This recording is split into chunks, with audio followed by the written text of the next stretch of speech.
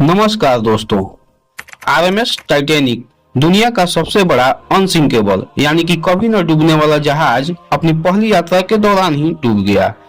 जी हाँ दोस्तों, बात है 10 अप्रैल 1912 की, जब टाइटैनिक अपनी पहली यात्रा पर इंग्लैंड से न्यूयॉर्क सिटी अमेरिका के लिए रवाना हुआ।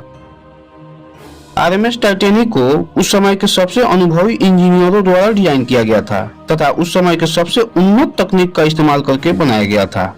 अपनी शानदार बनावट और लग्जरियस सुविधाओं के लिए प्रसिद्ध टाइटैनिक को एक चलते फिरते 5 स्टार होटल की तरह समझा जाता था। आखिर न सिर्फ यह दुनिया की सबसे बड़ी जहाज थी जिसकी लंबाई 882 फीट थी, बल्कि इसे बनाने में जो लग्जरी इस्तेमाल की गई थी वो दिल दहला देने वाली थी। 59 फीट ऊंचा यह जहाज उस समय की सबसे बड़ी इमारत से भी ऊंचा था। बात करें इसके अंदर की सुविधाओं की तो यह किसी 5 स्टार होटल से कम नहीं था, जिसके अंदर एक gym, 2 library, 2 Turkish bath, 2 restaurant, 2 swimming pool और इसके अलावा बहुत सारी सुविधाएं मौजूद थी। प्रथम श्रेणी के कमरों को अलंकृत लकड़ी के तख्तों, महंगे फर्नीचर और अन्य सजावट से सजाया गया था। टाइटैनिक के निर्माण की अनुमानित लागत लगभग $7.5 मिलियन थी, जो आज के समय में लगभग $400 मिलियन के बराबर है। टाइटैनिक का निर्माण व्हाइट स्टार लाइन कंपनी द्वारा 31 मार्च 1909 को शुरू हुआ था, जिसके डिजाइनर थॉमस एंड्रूज थे और यह लगभग 26 महीने बाद 31 मार्च 1911 को बनकर तैयार हुआ। इसे बनाते समय लगभग 240 लोग घायल और 2 लोगों की मौत भी हुई थी। टाइटैनिक में 29 बॉयलर थे जो 159 कोयला संचालित भट्टियों से जुड़े हुए थे और जहाज को 23 समुद्री मील यानी 43 किलोमीटर प्रति घंटा की शीर्ष गति प्रदान करते थे। जहाज में लगे 62 फीट ऊंची 4 चिमनियों में से 3 ही कार्यरत थे, जिनका काम धुएं और गर्मी को जहाज से बाहर निकालना था, तथा चौथी चिमनी सिर्फ जहाज की डिजाइन को संतुलित और अधिक प्रभावशाली बनाने के लिए जोड़ी गई थी। इस प्रकार जहाज की कुल क्षमता यात्रियों और चालक दल सहित 3549 थी। टाइटैनिक जहाज की कमान कैप्टन एडवर्ड जॉन स्मिथ ने संभाली थी, जो British shipping company white star line के एक अनुभवी कप्तान थे।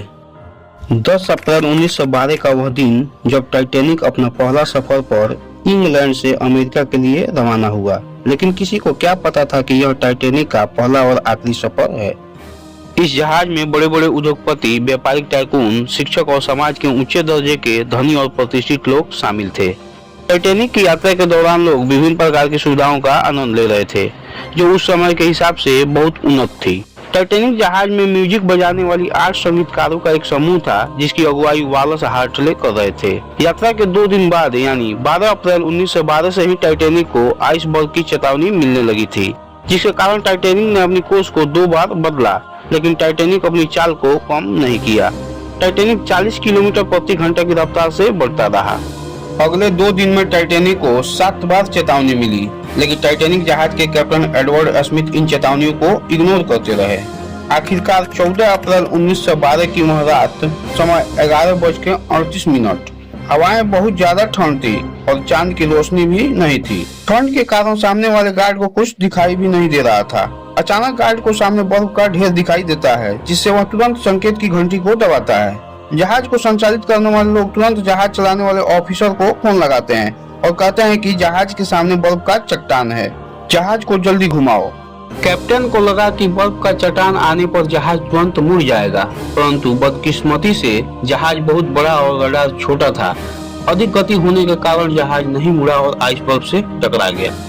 आइसबर्ग से टकराने के बाद टाइटैनिक का अगला हिस्सा क्षतिग्रस्त हो गया, जिससे उसके अगले हिस्से में छेद हो गया तथा जहाज में पानी आने के कारण लोगों में हड़कंप मच गया। धीरे धीरे जहाज का अगला हिस्सा पानी में डूबने लगा और पिछला हिस्सा ऊपर की तरफ उठने लगा। कहा जाता है कि जब टाइटैनिक डूब रहा था तब उसमें म्यूजिक बजाने वाले संगीतकार अपनी जान की परवाह किए बिना संगीत बजाते रहे ताकि लोगों में शांति बनी रहे। माना जाता है कि उन्होंने आखिरी गीत नियरर माई गॉड टू दी, हे भगवान तुम्हारे नजदीक, बजाया था। जब टाइटैनिक डूबा उस समय जल का तापमान -2 डिग्री सेल्सियस था, जिसमें किसी साधारण व्यक्ति को 20 मिनट से ज्यादा देर तक रहना नामुमकिन था। सेफ्टी बोट की मदद से लोगों को बाहर निकाला जाने लगा, लेकिन इनकी संख्या बहुत कम होने के कारण लगभग 800 लोगों को ही निकाला जा सका।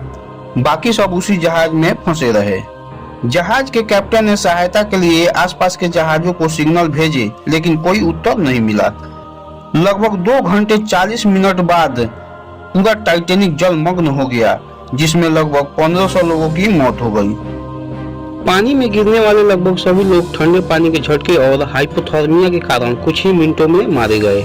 टाइटैनिक के डूबने के लगभग 1.5 घंटे बाद कार्पेथिया नामक जहाज वहां पहुंचा और 15 अप्रैल की सुबह उसने सभी 710 बचे लोगों को बचा लिया। इस आपदा ने दुनिया को झकझोर कर रख दिया और लाइफ बोट की कमी, ढीले नियम कायदे और निकासी के दौरान तीसरे दर्जे के यात्रियों के साथ असमान व्यवहार को लेकर लोगों में व्यापक आक्रोश पैदा हुआ।